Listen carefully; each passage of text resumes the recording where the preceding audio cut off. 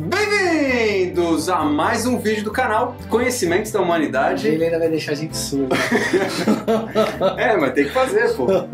Bom, hoje muito importante o vídeo, a segunda entrevista do canal com o nosso grande amigo Felipe Casé. Muito obrigado por ter topado. Nós, a honra toda minha. Vulgo Saladino.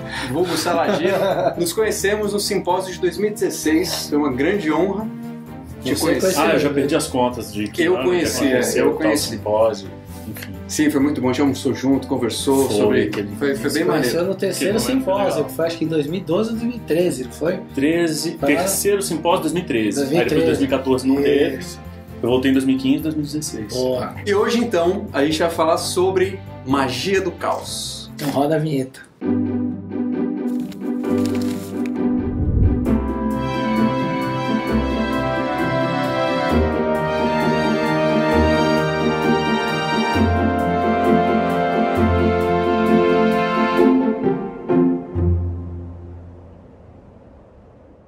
Saladino, meu caro, a gente vai começar pelo básico. Pelo básico. O que é a magia do caos? Vamos lá. O básico não é tão básico assim.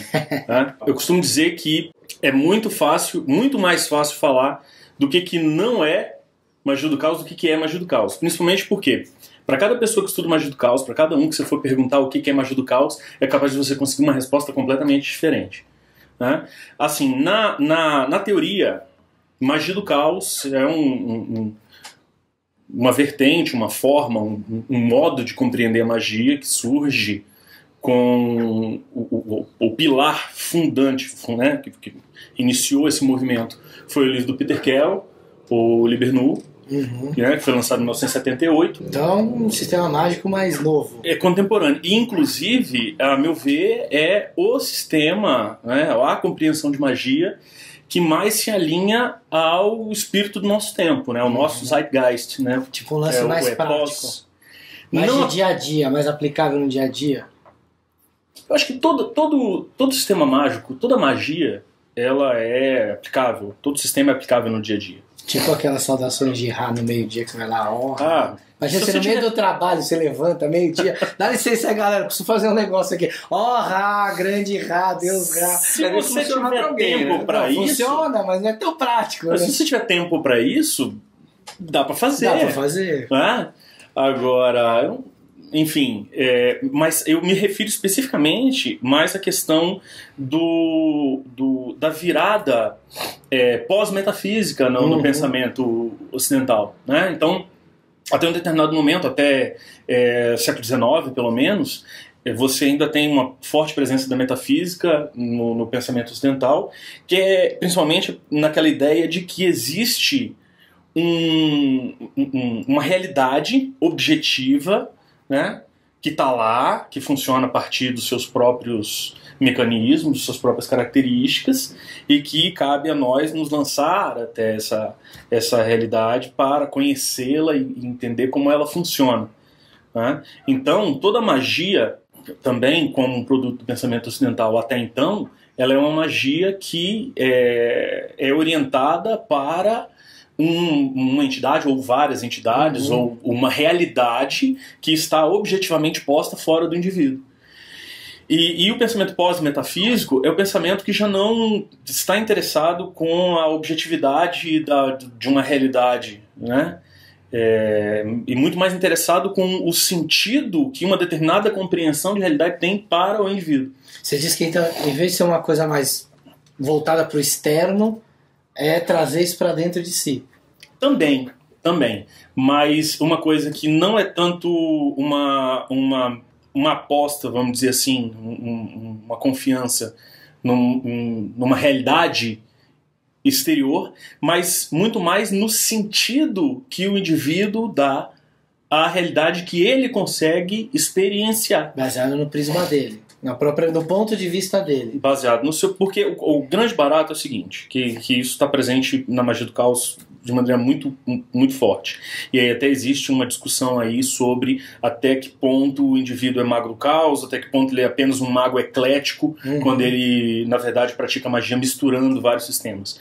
Mas a grande questão é a seguinte, é que se você se comporta como se o universo como se aquelas entidades com as quais você está lidando tivessem uma existência objetiva, o universo vai responder como tal. Agora, se você se comporta também como se aquilo não existisse, você também vai experimentar, vai experienciar da mesma forma. Uhum. Então, a como verdade, se aquilo não existisse. Como se aquilo não existisse.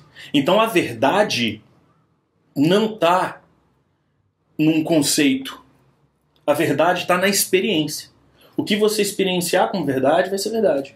E aí, se você for pegar, cada indivíduo tem o seu próprio consciente, seu próprio inconsciente, suas próprias construções de símbolos próprios. Eu posso dizer, então, que é uma magia que busca muito essa individuação. Também, mas sempre de uma perspectiva de buscar o cerne, o eixo fundamental do pensamento mágico. O que o Peter Carroll fez, né, com o Liber Null e o que vem sendo feito como tradição de magia do caos até aqui? Desnudar a magia. Isso é um movimento que começa até de antes, a gente pode falar um pouco disso daqui a pouco, mas desnudar a magia de toda a parafernália que é cerimonial? Que é, assim, às vezes importante, mas no fundo desnecessário.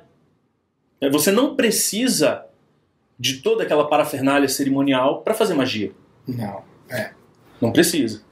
Então a magia do caos, ela fala, o movimento que se pergunta assim: se eu não preciso dessa parafernália toda para fazer magia, do que eu preciso para fazer magia?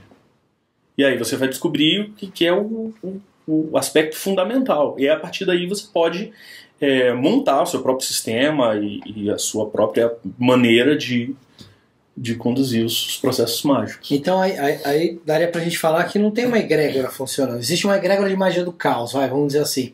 Mas como tem essa individualização e cada um buscar o seu meio de fazer magia, acaba se tornando um caminho meio solitário. Existem algumas egrégoras construídas a partir da perspectiva da magia do caos, como a IoT. Né? A IoT é uma ordem que é construída em cima do Liber Null. Porque o Liber Null é um manual. Faz isso, faz isso, faz isso, faz isso. Né? É uma proposta de exercícios para você alcançar determinados efeitos mágicos. E a IoT é uma ordem construída em cima, principalmente, né? Óbvio, do Liber Null. Agora, eles têm lá a egrégora deles. Agora, é importante perceber como que esse momento que a gente costuma chamar de pós-modernidade, né, da pós-metafísica, é um momento de individualidade, de individualismo, né, das pessoas buscando a si mesmas. Né, e a magia do caos, como uma perspectiva que se encaixa nesse movimento, acaba sendo uma visão do processo que faz esse mesmo movimento. Né? Agora, eu estava falando que isso começa antes, porque apesar, por exemplo, do Crowley ter sido um mago cerimonial e ter proposto todo aquele opus dele lá, né, em cima das tradições que vieram antes, o Crowley já tem alguns elementos que apontam para o nascimento disso que a gente chama hoje de magia do caos. Porque lá tem um livro dele que na introdução do livro, na apresentação do livro, o Crowley diz que nesse livro se fala de Sephiroth, de esferas, de não sei o que lá, não sei o que lá. O estudante é advertido a não atribuir realidade objetiva a isso. Né? Se você fizer isso, você está por sua conta e risco. Quer dizer, aí no final ele fala assim: se você faz algumas coisas, certos resultados seguem. E essa é a perspectiva da magia do caos. Sim. Se as coisas existem ou não existem, não interessa. O que interessa é que se você acreditar que elas existem e agir em cima dessa crença, você colhe alguns resultados. E a gente está falando disso em qualquer esfera. Por exemplo, acredito numa nave de não sei o que está aqui protegendo a Terra. Em que nível vai essa crença, essa realidade individual? Um cara chamado Alan Chapman tem um livro muito legal chamado Advanced Magic for Beginners. Não tem ele em português. Uma tradução livre seria Magia Avançada para Principiantes. Onde ele fala o seguinte, que a magia ela tem duas limitações. A primeira limitação é a sua imaginação. Porque o objetivo da magia você consegue exatamente aquilo que você quer. É isso. Mas com duas limitações. A primeira é a sua imaginação, né? Aquilo que você consegue imaginar é a primeira limitação daquilo que você pode conseguir, obviamente. E a segunda limitação são os meios disponíveis. Então a gente vive num mundo material, e esse mundo material nos impõe algumas limitações, né? Agora, o importante é, na magia a gente colhe exatamente o que a gente quer. Então, se o seu decreto mágico por exemplo, ele inclusive dá esse exemplo no livro, se o seu decreto mágico eu quero voar, eu vou voar como o Superman. Uhum. Ele fala, é mais provável que você experiencie isso ou num sonho, ou pode ser que você acaba caindo da janela do 53º andar na festa fantasia da empresa. Vestido de Superman, você vai voar. Você vai voar por alguns segundos. Você só não pediu que o pouso fosse tranquilo. Você colhe exatamente aquilo que você pediu. Uma projeção também poderia? Uma projeção, exemplo, um sonho, alguma coisa assim. Agora, você vai experienciar exatamente aquilo que você pediu. Dentro das... Por exemplo... Das limitações físicas, é isso? Dentro das limitações que o mundo nos impõe. Então os existe seres um humanos, mundo externo. Existem alguns mundos externos. Mas você uma pode limitação experienciar. física geral. Acontece que a realidade física é só um dos mundos que a gente pode experienciar. Você acabou de falar de projeção astral. Sim. O mundo astral é um outro mundo no qual a gente pode ter experiências. Você tem regras diferentes. Você tem regras diferentes. Se você quiser voar no mundo astral, é só pensar, você voou. Aqui, se você quiser voar... Pega um avião. Vai lá no Mas se você pular da janela, você vai cair. Não, vai lá naqueles lugares. Então lá existe uma limitação além da imaginação. Você não consegue mudar a realidade. Mas aí a questão objetiva. A questão da virada, que é uma virada linguística, uma virada fenomenológica, né, do século XIX para o século XX, que começa com um monte de gente, assim, tem muita gente envolvida nisso. Assim. Aí vem o Nietzsche, vem o Crowley, vem o Jung, vem um monte de gente fazendo essa virada, que é a compreensão de que a realidade objetiva ela não interessa, porque a realidade em si é algo que uma interpretação... é algo que não significa nada. Sim. Né? O que significa é a forma como a realidade se apresenta pra gente.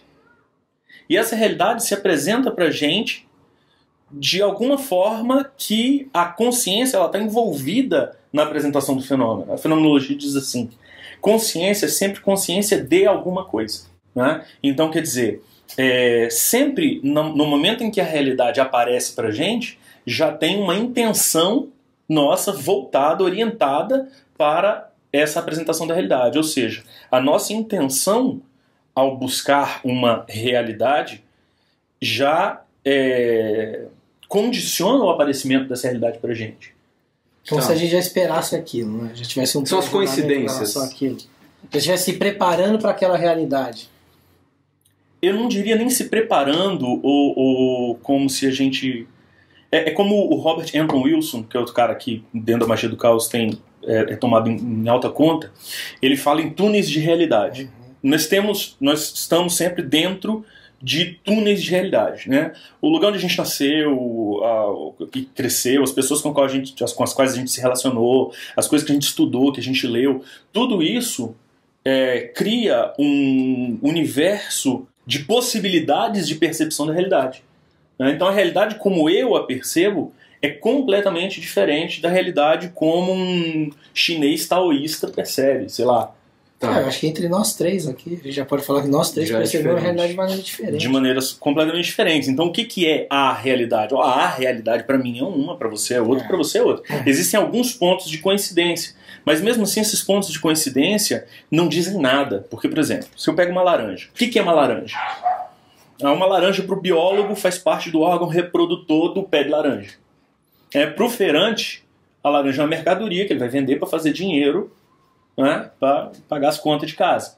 Para a mãe, a laranja é uma fruta que ela vai fazer um suco, tem vitamina C para o menino beber. Agora, para o menino, a laranja é uma bola de futebol. Então, o que é a laranja? Não tem a realidade da laranja. Só tem realidades da laranja a partir de cada interpretação que se dá a laranja dentro do túnel de realidade de cada um. Mas ainda assim existe a laranja, que comporta tudo isso. a laranja. Que existem pontos de confluência em todos eles. Eu acho que a questão... São redonda, a laranja é é um símbolo. comestível. A percepção que você tem dela é o que transcende o símbolo. E aí essa transcendência do símbolo, que é para isso que serve o símbolo, para ser transcendido. E aí essa transcendência é o que ele falou, para o menino é a bola de futebol, para o outro é um suco, para o outro é um órgão reprodutor. Então nunca um símbolo vai representar a mesma coisa para todo mundo, por mais que ele seja um símbolo universal. Sim. Ele vai acabar transcendendo isso. E aí é aí que você pega o lance da laranja ser uma coisa para cada um. Você pode pegar a laranja e ser uma fruta para você e tudo, mas a forma como você percebe a laranja pode ser diferente. Por exemplo, eu posso olhar a laranja e falar, poxa, que fruta bonita, que cor. Para um cego, a laranja ela é o tato. É aí que ele vai perceber a beleza daquilo. Já é a mesma coisa, mas com a percepção. E mesmo o gosto, né? A gente pode perceber de forma diferente. Mas como é que eu sei que o gosto que eu tô sentindo da laranja é o mesmo que você? É igual cor, né? Eu já tava pensando em cor. Como é que eu sei que isso aqui é vermelho? Não, talvez esse vermelho que eu tô vendo é totalmente diferente do vermelho que vocês veem, que a gente não consegue. A gente sabe de uma coisa, né? Dentro do espectro de linguagem que a gente compartilha, porque estamos falando em português, estamos aqui no Brasil e tal, a gente chegou num acordo de que nós três vamos chamar isso aqui de vermelho. Isso. Mas o que cada um tá vendo? A tonalidade do vermelho a gente não sabe o que cada um enxerga. Não, e nem se, por exemplo, se eu visse essa cor com seus olhos, pode ser que eu fale, pô, mas isso é azul. Isso acontece. Isso é muito interessante. Isso é muito, eu não sei que cor você tá vendo, a gente chegou num acordo. Às vezes tem hora que você olha e fala assim, isso aqui é azul escuro, não, isso aqui é roxo. Então, você tava falando na questão da magia, que é muito o querer, né? Que você tem as limitações da sua imaginação e dos meios para você conseguir o que você quer. Na magia do caos, é aceito que existe uma essência, uma verdadeira vontade, que está alinhada com o seu querer? Sim, sim. Tem tudo. Inclusive, essa é até uma crítica que se faz hoje, algumas pessoas fazem a magia do caos, porque no fim das contas, por conta de todo esse movimento, tem muita gente que critica o fato de que as pessoas ficam muito apegadas a essa parte mais prática dos escritos de magia do caos, principalmente do Liber Null, e esquece, tipo, outros dois textos, 90% do livro, que fala sobre a grande obra. A grande obra é a perspectiva da magia. Quer dizer, se você não tem uma perspectiva de se elevar, se você não tem uma perspectiva de aprender alguma coisa com a magia, de se tornar uma pessoa melhor, não é magia, é outra coisa. Né? Te dá outro nome. Então visa o autodesenvolvimento. Com certeza. Inclusive, o pessoal fala assim, mas a magia do caos é muito focada na prática. Como é que... Mesmo a magia que você faz para conseguir efeitos práticos, na realidade, ela te leva àquilo que alguns magos do caos chamam de revelação. Por que acontece? É muito doido. Fala assim, mas tem um cara chamado Philip Cooper, que ele faz uma distinção que eu acho muito interessante. Na verdade, ele dá outros nomes para aquela distinção antiga que existia entre baixa magia e alta magia. Né? Baixa magia sendo essa magia para causar efeitos práticos no mundo, né?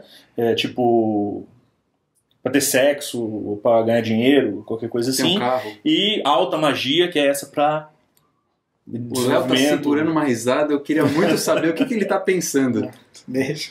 E o Philip Cooper fala de magia prática e magia esotérica. Eu gosto mais dessa distinção. É a mesma coisa. Mas ele propõe uma outra distinção justamente porque baixa e alta parece que uma tem menos valor do que a outra. Né? Toda vez que você fala alta, não sei o que, mas acho que essa é a ideia. Baixa. E a baixa tipo um negócio mais mundano.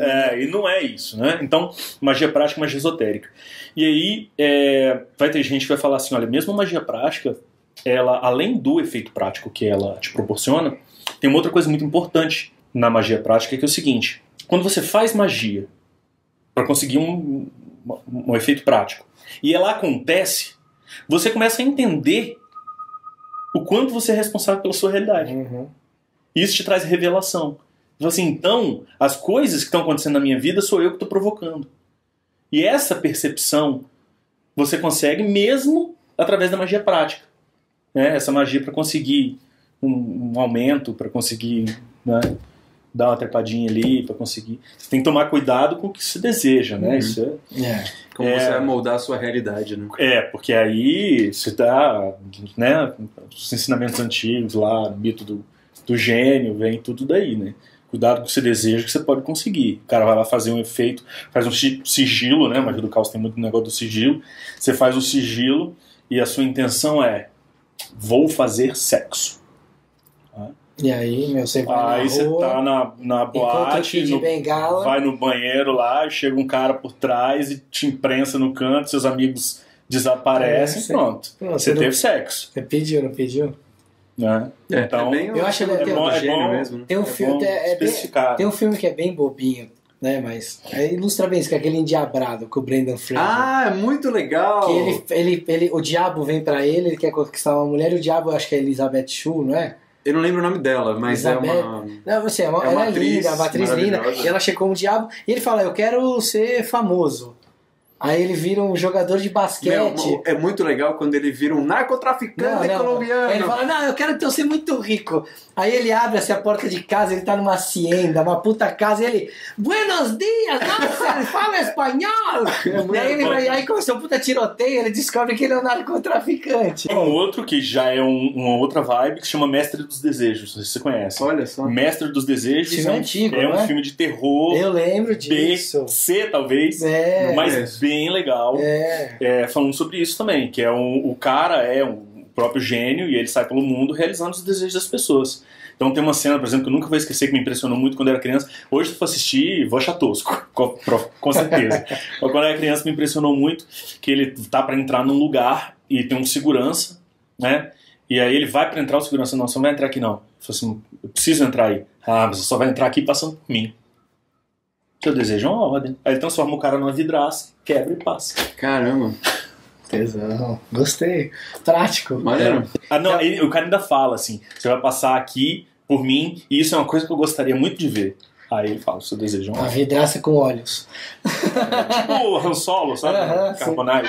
Você falou aí no meio que é muito comum na magia do caos fazer um sigilo. O que é um sigilo? Então, uma das coisas que, como eu falei, que é um dos princípios da magia do caos é isso. De que precisa fazer magia? E aí o sigilo como uma técnica que começa lá com Austin Osman Spare, que é justamente uma crítica que o Spare faz a toda a parafernália do Crowley. Né? O Spare vai dizer, olha, não precisa de bosta nenhuma disso aí para fazer magia. Tá? Eu vou fazer magia sem ter nada disso. Você quer ver uma coisa? Aí ele inventa um sistema que tem o objetivo, a princípio, de mostrar a arbitrariedade da estética mágica, quer dizer, do que você utiliza para fazer magia é absolutamente arbitrário. Então o que ele faz? O que ele inventa? Ele inventa uma técnica que consiste em você escreve seu intento, uma frase, aí você corta as letras repetidas, algumas versões manda cortar vogal, outra não manda cortar vogal, mas enfim, corta as vogais, corta as letras repetidas, pega as letras que sobraram, e com essas letras que sobraram você inventa um glifo. Você inventa junta o A no D, junta o C no B no... E faz um desenho, faz um símbolo que é chamado de sigilo. Quer dizer, a palavra sigilo vem de tempos antigos, que é o sigilo do latim significa selo. Né? Então era o selo que era colado nas cartas para fechar a carta, para não deixar abrir, aquele feito com cera, né? E o cara vinha com carimbo em cima, brasão, com um brasão, que é o símbolo, né? Então o que você tem ali? Você tem um símbolo, né? E ao mesmo tempo você tem um segredo. Por isso que o sigilo é também sinônimo de segredo. Por quê? Porque se a carta chega com aquele brasão de cera violado, é porque alguém leu. Então, se chega intacto, então aquilo que está ali dentro ainda permanece em segredo, só o destinatário que vai abrir. Então esses símbolos de brasões, de glifos, enfim, ganharam na magia esse nome de sigilo, que vem daí. Né? E então você desenvolve esse sigilo, que é um sigilo para aquele efeito, né? E aí você decide que aquele sigilo significa exatamente representa exatamente o seu intento. Né? E aí você, como a gente costuma dizer, né? Você carrega o sigilo. Você fica bombando energia nele. Como é que você... você vai de alguma maneira carregar esse sigilo energeticamente. Como é que acontece carregar esses sigilos? Pode se dar de inúmeras formas. Você pode meditar em cima do sigilo, você pode rodar até ficar tonto e ficar olhando para o sigilo enquanto está tonto, mas o método mais comum é o orgasmo. Né? Por isso que o mago do caos também tem fama de punheteiro, porque o cara faz o sigilo, né? dá uma energizada. Punhetinha. No momento do orgasmo, você joga aquela energia do orgasmo todo em cima do sigilo. Eu lembrei daquela... Depois tem que esquecer o sigilo, isso é importante. Tem que esquecer depois. Depois você tem que esquecer. Aí Por que vem... você tem que esquecer? Pois é, aí vem uma série de questões, assim, porque pra mim o principal problema das diferentes escolas mágicas hoje, da compreensão de todo estudante, é o seguinte: você vive a experiência. A experiência é muito precisa, ali a verdade está na experiência. Mas a gente não se contenta em passar pela experiência. A gente tem que inventar uma explicação para a experiência. Você tem que explicar aquela experiência de alguma coisa, porque você quer compartilhar com os outros. Né? Sim. E aí, na hora de inventar uma explicação para a experiência, é que foge a porra toda. Porque, assim, você tira a explicação da onde? Né? Do seu túnel de realidade, do seu viés, da forma como você enxerga aquilo, e aquela é só uma explicação possível, no meio de inúmeras outras. Todas essas escolhas para você desenvolver um sigilo são absolutamente arbitrárias. Isso é muito importante que se entenda. Né? Mas se você está fazendo um sigilo, a regra é: você cria, escreve o intento, cria o sigilo, carrega e esquece. Aí por que dizem que você precisa esquecer? Porque dizem que você tem que... Quando você carrega o sigilo vai para o seu subconsciente, você tem que esquecer para não deixar a mente consciente agir, que é só o subconsciente que age, enfim. É uma explicação. Né? Mas no fim das contas, a experiência, e aí a minha experiência com magia e com as coisas que eu estudei, que eu pratiquei, o que me diz? Que você tem que esquecer o sigilo por causa da ânsia por resultados. Que é muito comum. Eu vi muito isso esses dias, né? Eu estava dando um curso de História da Magia e eu estava falando de alguns sistemas mágicos e numa hora que caí nisso e os alunos falaram isso para mim. De quanto é importante você esquecer a magia por causa da ansiedade, porque ela pode trazer, além da ansiedade, também traz uma racionalidade para querer explicar a experiência e que isso começa a poluir o processo mágico. O que a ânsia de resultados faz com o teu intento? Muda o intento. Muda, porque você começa a querer acelerar. Não é nem questão de acelerar, é porque você decide que o seu ato mágico não significa mais o intento original. Por exemplo, vou receber um aumento. Aí você escreve lá, vou receber um aumento. Esse é um intento mágico. Aí você faz todo o processo e tal. Aí você não esqueceu. De repente você lembra do seu sigilo e pensa assim: pô, quero tanto que esse sigilo funcione. Pronto, você mudou o intento de vou receber um aumento para quero que o sigilo funcione. É como se você estivesse carregando ele com uma outra intenção agora. Mas a hora que você põe a primeira intenção, ela não fica já gravada? Não, você pode mudar. Não, porque se você cria um sigilo baseado num sistema, um sortilégio, uma frase, e você cria aquelas letras, aquele glifo, a partir de toda aquela combinação de letras e de intentos, teoricamente aquele glifo vai representar aquilo. O glifo vai representar o que você decidir que ele represente. Mas na hora ele vai representar aquilo. Mas você pode mudar depois. Não sei. Porque não existe o glifo. Não, ele não existe. Existe um intento. Ele é o símbolo do intento. Exato. É a transcendência do glifo. Você sabe por quê? Porque assim, aí você começa a entrar justamente numa perspectiva metafísica. De começar a acreditar que existe a realidade objetiva do glifo e que existe uma realidade do universo que tem que respeitar o glifo. Entende? Não existe uma comissão do sigilo espiritual para ir se certificar do qual é o sigilo. Não, esse sigilo aqui foi legal, então esse nós vamos dar, aquele ali eu não vou dar porque ele lembrou do sigilo. Não é isso, assim. O sigilo, como toda ferramenta mágica, nada mais é do que um foco para um processo mental. Porque toda magia é mental. Sim. Passa pela criação mental. Tá? Então, tanto a parafernália da magia cerimonial quanto qualquer outra regra que se invente para fazer magia, nada mais é do que uma forma de você criar um foco para a tua energia mental. Você inventar uma maneira de te fazer acreditar que aquilo vai rolar. Porque só rola se você acreditar. Se você não acreditar, não rola. Então também é meio arbitrário. Totalmente arbitrário. Por exemplo, o negócio de carregar o sigilo, o pessoal fala, tem que entrar em gnose para carregar o sigilo. O que seria gnose? O estado alterado de consciência. Essa é uma das pedras fundamentais da magia do caos, como tradição. Mas aí você pensa, pô, para fazer magia precisa de entrar em estado alterado de consciência? Teoricamente não, né? Você tá trabalhando com a sua imaginação. Você tá fazendo bonequinho de voodoo, não é magia? Bonequinho magia. de voodoo? Precisa entrar em estado alterado de consciência para fazer bonequinho voodoo? Então, gnose, pô, pode ser legal, pode ser uma boa ferramenta, mas não é necessário. Né? Como a parafernália toda de magia cerimonial, são boas ferramentas. Por quê? Porque ajudam a concentrar a energia mental. Quanto maior for a qualidade do teu ato mágico, melhor será a qualidade do resultado mágico. Porque em questão de quantidade, todo ato mágico, independente de como ele for, ele obtém a mesma quantidade de resultados. Mas o que é esse ato mágico, então? Não, o ato mágico, porque é o seguinte, como é que é o outline, né, o roteiro básico de toda magia? Primeiro, você decide o que você quer que aconteça. O propósito. Né? Sim. Depois, você escolhe arbitrariamente um ato qualquer. Terceiro, você decide que esse ato significa exatamente aquilo que você quer que aconteça. Aí você performa o ato. Sim. E colhe o resultado. Um ritual, né? Um ritual qualquer. E colhe o resultado.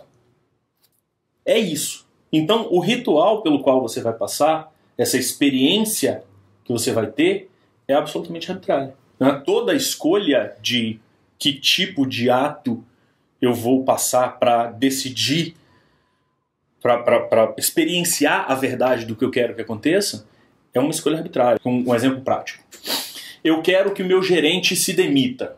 Ele está tornando minha vida um inferno na empresa. O que eu posso fazer? Que tipo de ato mágico eu posso fazer? Primeiro, decidir o que eu quero que aconteça. Eu quero que ele se demita. Né? Tem outra etapa importante. Garantir que existem meios para que o seu intento se realize. Então, existem meios para que o intento se realize? Bom, eu tenho um gerente e ele pode ser demitido. Então, né, tá de boas. Terceiro, escolho um ato. Decido. Né, um ato qualquer.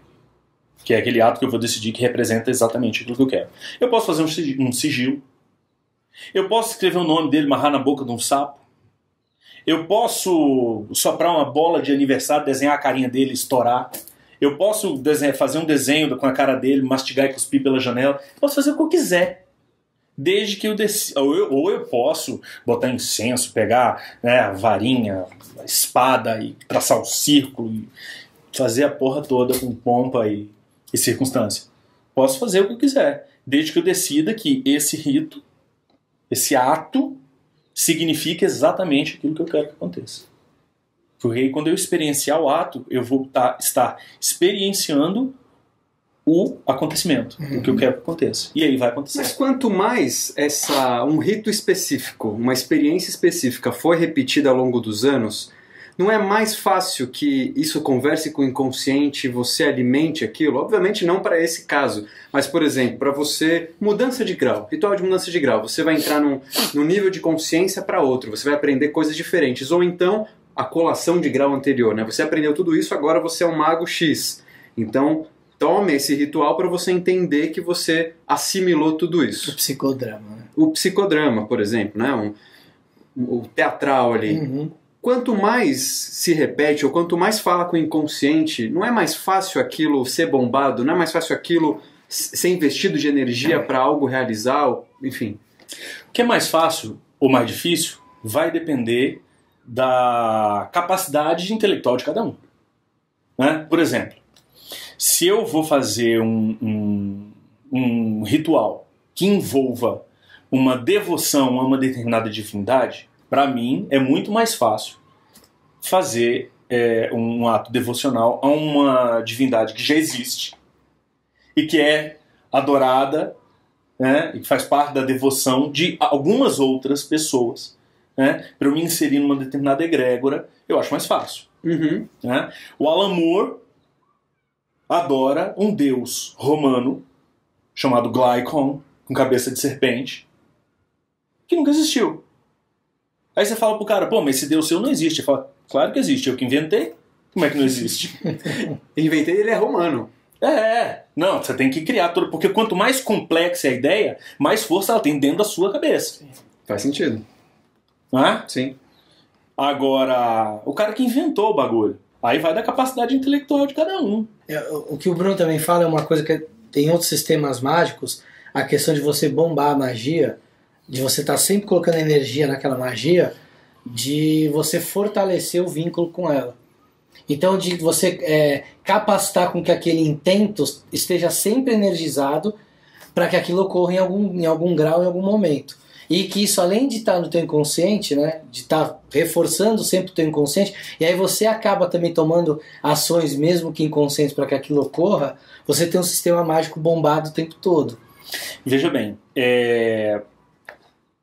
o intento, como um intento de magia prática, uma hora ele vai se realizar. Uhum. Né? Então, depois que o intento de magia prática se realiza, você não precisa mais bombar nada. Sim, acabou a magia, acabou. Acabou, realizou. Quando você está falando de magia esotérica... Simpósio acabou a magia. Quer tomar um suco de laranja, tomou, acabou. Acabou o suco de laranja. Né? Não sei que você compre mais. Enfim, agora, quando você está falando de magia esotérica, aí você tem uma outra complicação.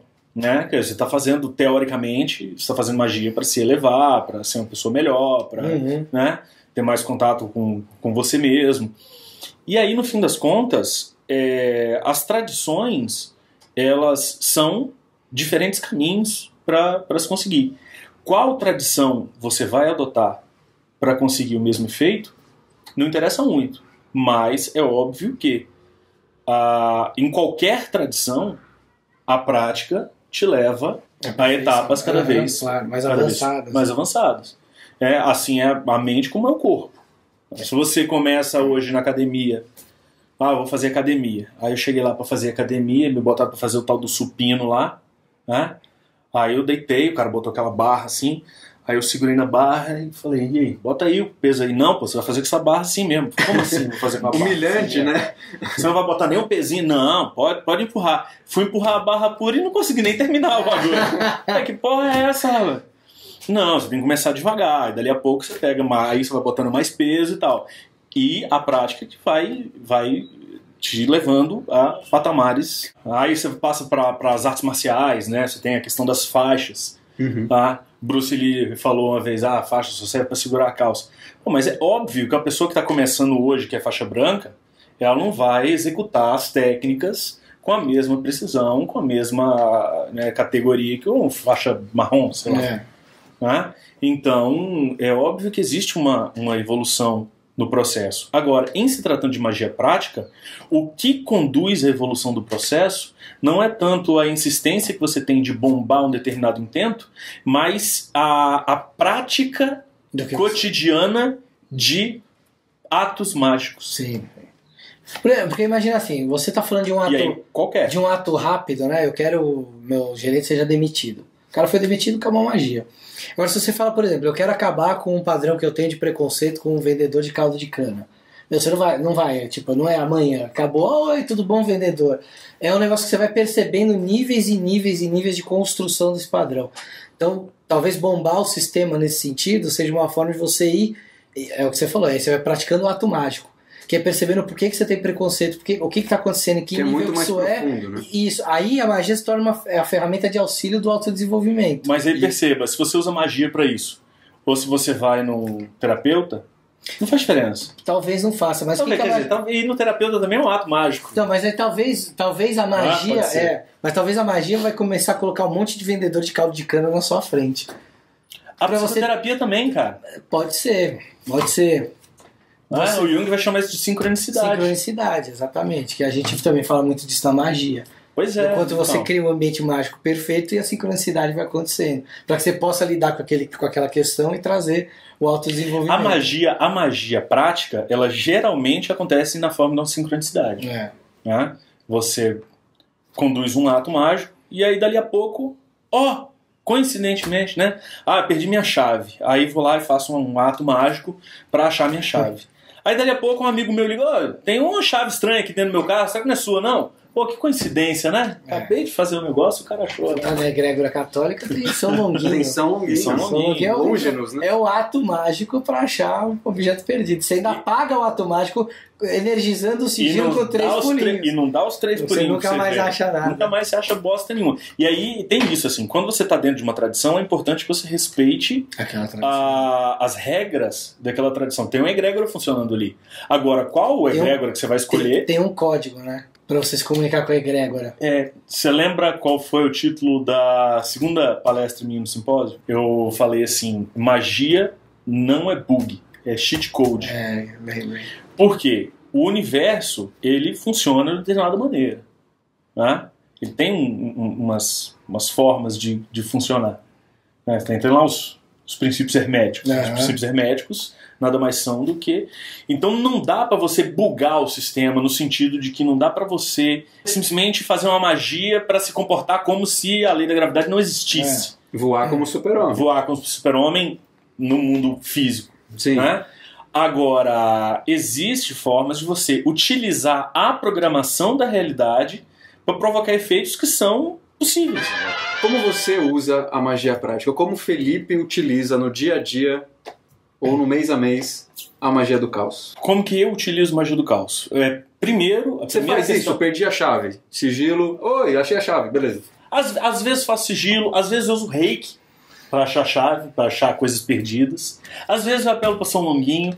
Depende do humor do dia, assim, sei lá. Isso é uma coisa legal também, você não ficar muito preso, né? Sabe, eu quero usar a egrégora católica, o quê? Vou usar São Longuinho, é o código para comunicar e trazer aquela energia pro que eu preciso. Mas você usa para qualquer coisa? Porque na verdade eu acredito, eu uso para tudo. E, na verdade, assim, o grande lance da magia do caos, e para mim o grande lance da magia, da maneira geral, é você tornar a sua realidade mágica. Uhum. Né? A magia que não está inserida no seu cotidiano, ela não funciona, porque assim, não adianta você, não, vou fazer um ato mágico aqui, e aí dali a 20 minutos você esquece que existe magia. Aquele ato mágico não vai funcionar, porque agir magicamente significa você se colocar na perspectiva de que a realidade, ela te proporciona esse tipo de possibilidade. De possibilidade mesmo. É uma mudança de visão de mundo, então. Não é só uma questão, vou usar. Não, eu vou mudar minha percepção de mundo, onde tudo acaba sendo fruto das minhas escolhas, das minhas... Que é aí que vem o lance que você estava falando, de você ficar bombando o negócio. Né? Que é o quê? O exercício da magia prática, por mais que os intentos sejam práticos e sejam pontuais, mas quando você faz todo dia e você começa a perceber que todo ato que você está fazendo está provocando um efeito, e que todos os efeitos que você todos os acontecimentos da sua vida são provocados pelo teu isso muda você. Então quando você, por exemplo, percebe que aquele tratar mal aquela pessoa, aquele tipo de pessoa, te provoca na tua realidade uma coisa que te desagrada, porque assim, as pessoas têm preconceito, as pessoas tratam mal as outras pessoas porque elas não estão plenamente conscientes do efeito que elas estão causando na vida delas ao destratar, ao ter preconceito. Mas existe um efeito. Você faz uma magia para ferrar com a vida de um cidadão. Imagina o estado emocional, o estado mental no qual você tem que se colocar para detestar tanto aquela pessoa, para querer a caveira dela. Então o que te faz mal não é o que você está lançando, já é o que você está nutrindo, o motivo, você está criando dentro de você. Dentro de você. Né? Então as pessoas nutrem preconceitos, ódios, raivas, rancores, porque elas não estão conscientes da merda que elas estão fazendo com elas mesmas. Sabe? Então, e a magia, independente se ela é prática ou esotérica, ela vai levar necessariamente o indivíduo a essa compreensão, a não ser que o cara seja teimoso, igual uma mula, né, empacada, e se recusa a sair do lugar. O que vai acontecer com esse cidadão? Ele vai continuar fazendo magia e vai continuar se fudendo. E aí eu também fico pensando depois, de repente você tá num momento de raiva, faz um negócio desse, passa a raiva, você vê a pessoa se ferrando, e depois vem a culpa. Isso Não, e muitas rola vezes também. não resolve. Não resolve. O cara tá sofrendo e você ainda E aí tá a porque a culpa amargura te é sua, corrói, né? porque- Não tem a ver com E aí a culpa te corrói. Quando a gente fala de causa e efeito, né?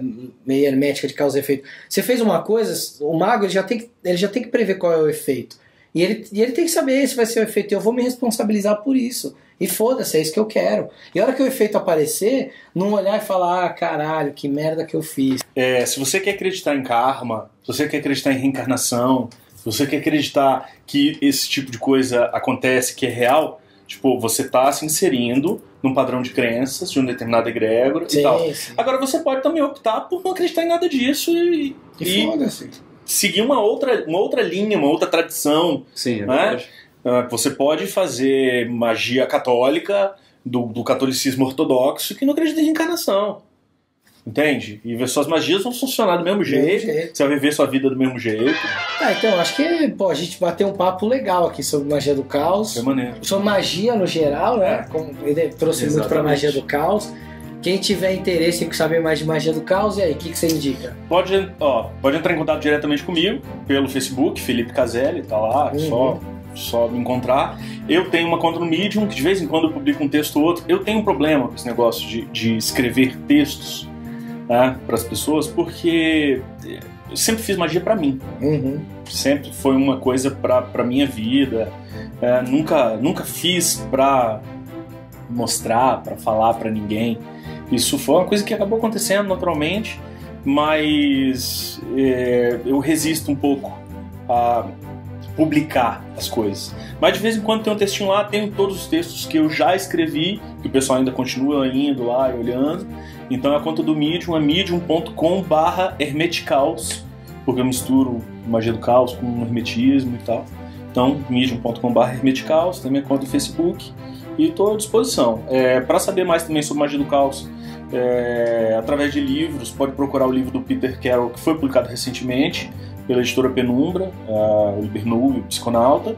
E em língua inglesa tem outros 2 livros muito bons também, que é o Advanced Magic for Beginners, que eu já falei, do Alan Chapman, e um livro chamado Condensed Chaos, do Phil Hine, não sei como pronunciar o nome do cara. Mas aí fica a dica aí pra quem quiser se aprofundar. Muito bom, maravilha. Depois tem como botar o... Sim, tudo vai ficar os livros, vai colocar tudo aqui, vai estar na descrição do vídeo, viu? Preguiçoso, clica aí no ver mais que você vai ver. Exatamente. Léo, quem gostou faz o quê? Quem gostou, se inscreve no canal, né? Se você ainda não é inscrito, por favor, faz o favor, é só apertar lá o botão de inscrição, não custa nada. Onde é que fica o botão? Dá um curtir no vídeo se você gostou, compartilha com seus amigos no Facebook. Já temos um novo GIF. Um novo GIF. Compartilha lá com seus amigos no Facebook. E mais, se você gostou muito, saiba que esse não é o único vídeo do canal. A gente tem um monte de vídeo no canal falando de magia, de esoterismo, de simbologia, de religião, de história. E se você quiser, pode apadrinhar o canal também. Como é que faz pra apadrinhar, Bruno? padrim.com.br/conhecimentos da humanidade ou Patreon, se você preferir, quiser pagar em dólar. patreon.com/conhecimentos da humanidade. No nosso site tem todas as informações, conhecimentosdahumanidade.com.br. Inclusive, ouso dizer que está mais organizado do que o próprio YouTube. Com então, certeza. se você não sabe se algum vídeo foi lançado ou não, dá uma olhada lá. Tá separado por quadro, por tema. Por numeração, né? A gente tem Hinduísmo 1, Hinduísmo 2, Hinduísmo 3, aí você acha. Porque no YouTube é mais difícil de procurar, mas lá no site tá organizadinho. A gente está lançando um curso. Isso. Curso de simbologia. Exatamente, dia 17 de fevereiro. A gente vai fazer ao vivo, e para quem não puder participar ao vivo, o curso depois vai ficar disponível lá na plataforma. É um curso de símbolos que eu vou dar, que eu vou falar um pouco de simbologia, de a parte básica dos símbolos, construção de símbolos, enfim, vou falar de bastante coisa, números de forma simbólica, textos, vai falar muito de alquimia, de textos alquímicos, vai ser bem legal esse curso. Então, quiser saber mais, entra lá no site conhecimentosdahumanidade.com.br. E é isso, Caselli, muito obrigado, foi muito bom nosso Direto do Espírito Santo. Direto do Espírito Santo. Do estado do Espírito Santo. Também. Do estado. Imbuídos então do Espírito Santo. Nos despedimos. Valeu. Eu vou começar a dar umas fungadas de vez em quando. Tem problema, eu faço isso sempre. Tem que avisar, não é cocaína. Parece cocaína, mas é só magia. Mas é só rinite. mais elevados. Agora, O Jacaré Banguela também, do YouTube, ele fala que nesse nível você devia ficar numa salinha fechada só você, sem nada, e quando você começar a colocar, você vai pra todo mundo, pra não ficar aquele... Faça aquela vergonha. é uma boa ideia.